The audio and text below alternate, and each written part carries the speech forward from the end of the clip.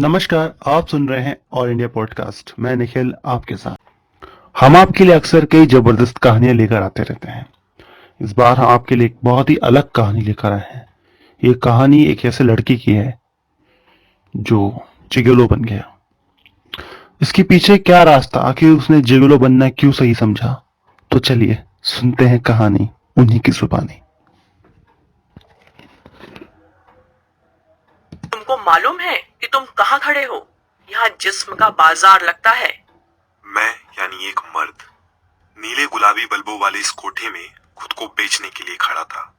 मैंने जवाब दिया, हाँ दिख रहा है, पर मैं पैसों के लिए कुछ भी करूंगा। मेरे सामने अधेड़ उम्र की औरत, नहीं, वो ट्रांसजेंडर थी। पहली बार उसे देखा तो डर गया कि ये कौन है। उसने मुझसे कहा, बहुत एटीट्यूड है तेरे में, लेकिन इधर नहीं चलेगा। दिन के 9-10 घंटे एक आईटी कंपनी की नौकरी करने वाला मैं उस पर डरा हुआ था। लगा कि मेरा जमीर मर रहा है। मैं एक ऐसे परिवार से हूं जहां कोई सोच भी नहीं सकता कि मैं ऐसा करूंगा, लेकिन मेरी जरूरतों ने मुझे इस ओर ढकेल दिया। मैंने पूछा, मुझे कब तक रुकना होगा? कल ऑफिस है मेरा।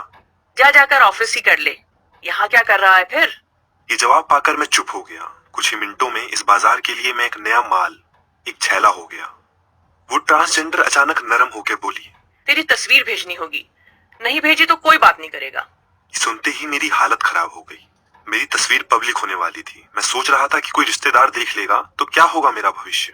पहले दाईं तरफ से, फिर बाईं तरफ से और उसके बाद सामने से मेरी तस्वीर खींची गई। इसके अलावा 2 आकर्षक तस्वीरें भी मांगी गई।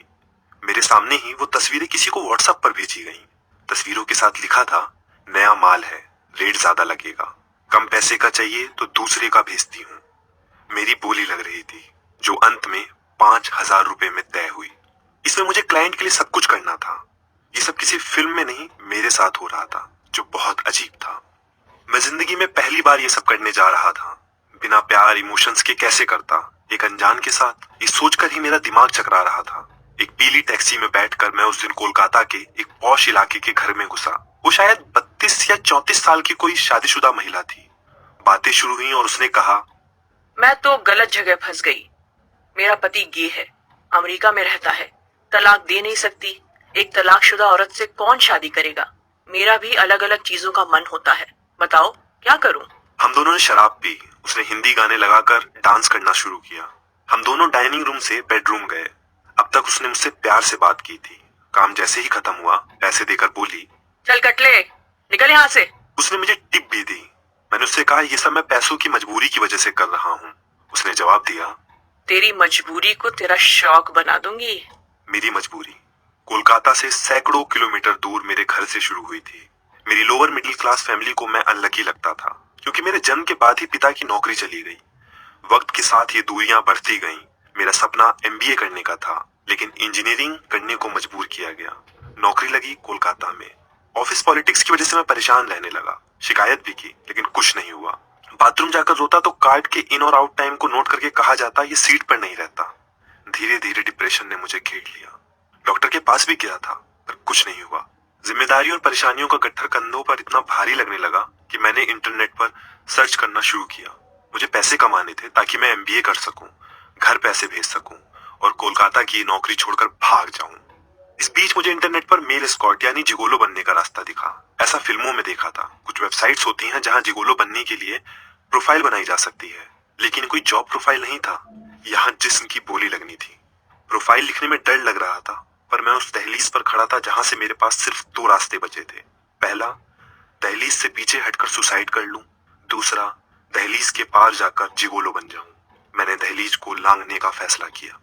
मैं जिन औरतों से मिला उनमें शादीशुदा, तलाकशुदा, विधवा और सिंगल लड़कियां भी शामिल थीं। इनमें से ज्यादातर के लिए मैं इंसान नहीं, माल था। जब तक उनकी इच्छाएं पूरी ना हो जाती, सब अच्छे से बात करती। कहती कि मैं अपने पति को तलाक देकर तुम्हारे साथ रहूंगी, लेकिन बेडरूम में बिताए कुछ वक्त के बाद सारा प्यार खत्म हो जाता। चल निकल यहाँ से, पैसा उठा और भाग। और कई बार गालियां भी। इस सोसाइटी हमसे मजे भी लेती है और हम ही को प्रोस्टिट्यूट कहकर गालियां भी देती है। एक बार एक पति पत्नी ने साथ में बुलाया। पति सोफे पर बैठा शराब पीता रहा और मैं उसी के सामने पलंग पर उसकी पत्नी के साथ था। ये काम दोनों की रजामंदी से हो रहा था। शायद दोनों की ही कोई डिजायर रही हो। इसी बीच 50 साल से ज्यादा उम्र की एक महिला भी मेरी क्लाइंट बनी। वो मेरी जिंदगी का सबसे अलग अनुभव था। पूरी रात वो मुझसे बेटा बेटा कहकर बात करती रही, बताती रही कि कैसे उनका बेटा और परिवार उनकी परवाह नहीं करता, उनसे दूर रहता है। उस रात हमारे बीच सिवाय बातों के कुछ नहीं हुआ। सुबह उन्होंने बेटा कहते हुए मुझे तय रुपए भी दिए, जैसे एक माँ देती है बच्चे को स्कूल जाते हुए, ठीक वैसे ही। मुझे वाकई उस महिला के लिए दुख हुआ। फिर एक रोज जब मैंने शराब पी हुई थी और जिंदगी से थकान महसूस कर रहा था, मैंने माँ को फोन किया। उन्हें गुस्से में कहा, तुम पूछती थी ना कि अचानक ज्यादा पैसे क्यों भेजने लगे? माँ, मैं धंधा करता हूँ, धंधा। वो बोली, चुप कर, शराब पीकर कुछ भी बोलता है तू। ये कहकर माँ ने फोन रख दिया। मैंने माँ को अपना सच बताया था, लेकिन उन्होंने मेरी बात को अनसुना कर दिया।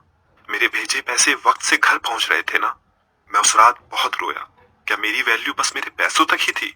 इसके बाद मैंने माँ से कभी ऐसी कोई बात नहीं की। मैं इस धंधे में बना रहा क्योंकि मुझे इससे पैसे मिल रहे थे। मार्केट में मेरी डिमांड थी। लगा कि जब तक कोलकाता में नौकरी करनी पड़ेगी और एमबीए में एडमिशन नहीं ले लूंगा, तब तक ये करता रहूंगा। लेकिन इस धंधे में कई बार अजीब लोग मिलते हैं। शरीर पर खरोंचे छोड़ देते थे। ये निशान शरीर पर भी होते थे और आत्मा पर भी। और इस दर्द को दूसरा जिगोलो ही समझ पाता था, सोसाइटी चाहे जैसे देखे। इस प्रोफेशन में मुझे जाने का कोई अफसोस नहीं है। मैंने एमबीए कर लिया। इस एमबीए के दम पर आज मैं नई नौकरी कर रहा हूँ, नई जगह पर हूँ, नए दोस्त बने हैं जिन्हें मेरे अतीत के बारे में कुछ भी नहीं मालूम। शायद ये बातें मैं कभी किसी को नहीं बता पाऊंगा। हम बाहर जाते हैं, फिल्म देखते हैं। रानी मुखर्जी की लागा चुन्नी में दाग फिल्म मेरी फेवरेट है। शायद मैं उस फिल्म की कहानी से खुद को रिलेट कर पाता हूँ। हाँ, अतीत के बारे में सोचूं तो कई बार चुभता तो है। ये एक ऐसा चैप्टर है जो मेरे मरने के बाद भी कभी बदलेगा नहीं। आपको ये कहानी कैसी लगी नीचे कमेंट बॉक्स में जरूर बताएं। और हाँ, सब्सक्राइब करें ऑल इंडिया पॉडकास्ट। मैं निखिल आपसे विदा लेता हूँ।